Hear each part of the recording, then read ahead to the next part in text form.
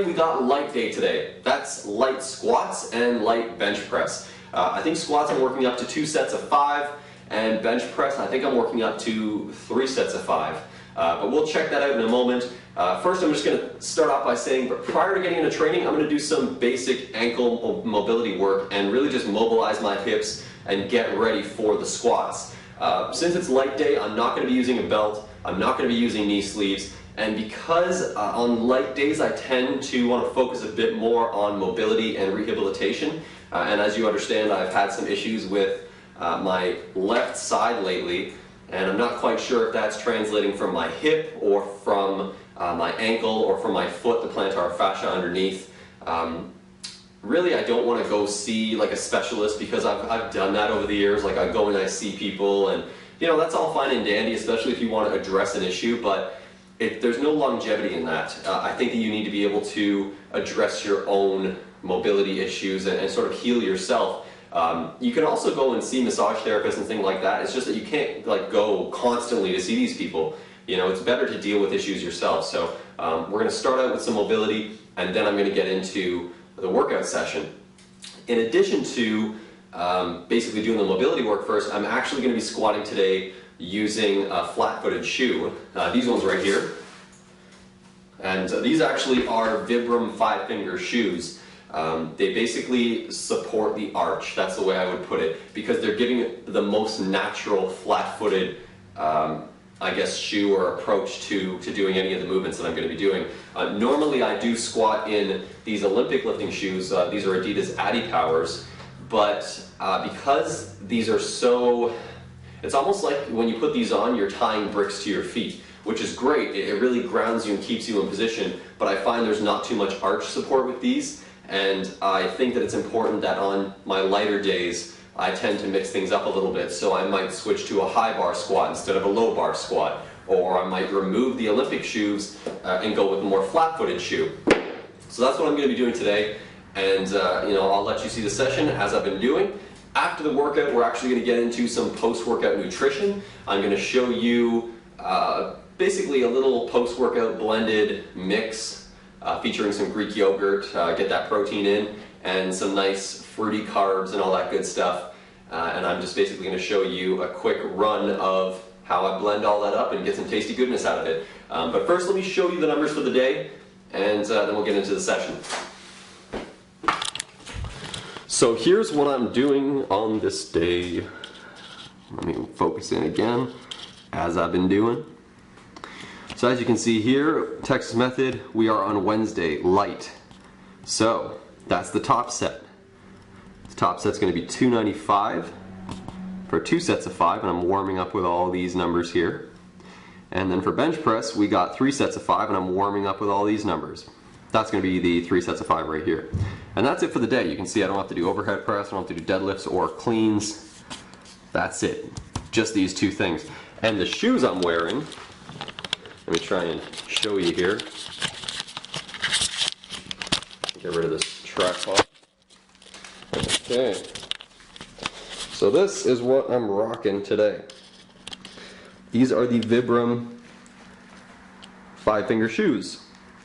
And they are going to help with my arch support, so I will not be using the Adipowers. Started things off with this ankle mobility movement, which I actually just watched a video by Omar Isuf. He just posted it up showing this. I've actually seen it before as well. Kelly Starrett, I believe, talked about it, and it was on Mobility Watt at some point. And you can see I'm just kind of like leaning over to the left side where my issue has been, to try and loosen up some of the tissue there. And actually this helped me open up quite a bit. And then I followed it up with using the hip circle, and that is the slingshot hip circle by Mark Bell. And I'll sometimes warm up with this. It just helps open up the hips. I'll even just do it with body weight, no bar. And it works quite nicely to warm up with. Here we got the first warm-up set, 135 on the bar. And I felt pretty loose. Still, again, as I mentioned before, squatting barefooted. I mean, not quite barefooted, but pretty much as close as you can get.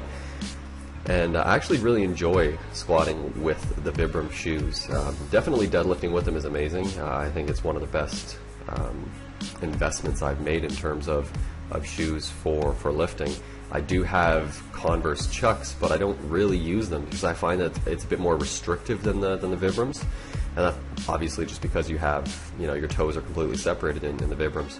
So here we got the first working top set, I guess you could say. So this is I think it was 295 for 5. Moved pretty well. Depth, I was kind of touching parallel, and I'm not really too concerned because when I do throw on my normal squat shoes, I get that extra inch in depth, just simply because I'm pitched forward a little bit more and my ankles are raised. So the fact that I'm barefoot here is most likely the reason why my depth is a little bit different than what it normally would be wearing the squat shoes or the Olympic lifting shoes. So I'm not really too concerned about cutting it short by like half an inch or whatever, because you know that just gets corrected once I throw on the other shoes, and I'm not going to try and adjust my squat form to go even deeper wearing flat shoes, because it's not what I would do in competition. Here I'm just trying to warm up and get some movement in. I felt really tight in my shoulder, as you can see here, so just kind of stretching it out with the band, and then actually I moved to another movement, which you're going to see right now, where basically you get a rubber band and you can either stand on it or tie it down to something. There it is. And you can just kind of bring it up above over your head, and while you're doing that, you're really trying to retract your shoulder blades and your scapula back and just maintain tightness there. So that just helps with activating those muscle groups once you get down on the bench, like you see right here as I'm doing, warming up with just the bar. Taking my time, stretching out the fingers. So I think this was just a 5-rep warm-up, and then we got into some of the other warm-up sets as well. All in all, this day I felt pretty good. My bench has been moving along quite nicely. Actually, I decided to put my feet up for this set, just to mix things up a little bit, since it's, you know, lightweight warm-ups anyways, it's no big deal. So, you know, I just wanted to try and do the pressing without using any sort of leg drive. After that, I went back to keeping my feet down, and this looks like 185. One thing about the program that you looked at earlier when I first showed you the numbers for the day, they're going to slightly differ from what you're seeing here as I do the movements, and that's because I'm just too lazy to put on like 2.5 pound plates here or there to make the numbers exact. And considering these are just warm-ups, it's not really that big an issue. So here we got the first working set. This is 205 for 5. Touch and go. I didn't feel the need to pause with it really. I just kind of wanted to get through the sets, and this weight isn't really too challenging for me. This is pretty much a light day. So here we go, the second set of 5. It pretty much looked the same as the previous one. Just to mix things up, I didn't want to be boring, so actually you're going to see on the next set I kind of played with a new camera angle that I thought looked pretty cool. It was almost like a downward shot. And you see that here. And here's the final set of 205 faux 5. Crushing it. So after this, we're just going to get into some post-workout nutrition, and I actually partnered with Eastman Chemical Company for this portion of the video, just to kind of bring you exactly what my mix or typical blend would be. So I would typically like to use BCAAs, and those are just the straight up BCAAs. I could include L-leucine, L-valine, and some other ones. I don't remember all their names. And then glutamine is awesome. And then here we have some Greek yogurt for protein. Those are some great macros for Greek yogurt. 17 grams of protein there. I included in this shot the actual protein that you can, you know, powdered protein in the background. I'm not going to use it here, but I did want to just note that you can use that if you wanted to in this sort of blend. The reason I'm not using it here is because I prefer to get my proteins and my macros directly from whole foods. And when I say whole foods, I mean not powder form. So that's why I went with the Greek yogurt in this example. And then the thing is, when it comes to protein powder, in a lot of cases what you're getting out of it is BCAA. And you get that out of meats anyways, like actual food. So that's why I use the BCAA powder with the Greek yogurt. I feel I just get more of a nutritional, you know, pow out of that, as opposed to just dropping some protein powder in there. Here you can see I got some cranberries and blueberries. Both of those have great benefits. I'm going to put I'm going to include some links in the description below to some health benefits for frozen blueberries and some of these things you're seeing here, such as the frozen bananas and so on and so forth. Because this is just a great mix, and I find it does the job for me, as you can see there. So here I'm just struggling to scoop out some glutamine, Sometimes when I just want to take glutamine straight up or take BCA straight up, I don't need to blend it like this. Usually I'll just take it as a shot directly from the cup and then chase it with some water. But in this case, I just wanted to kind of show you how it would look while blending with this super cool blender.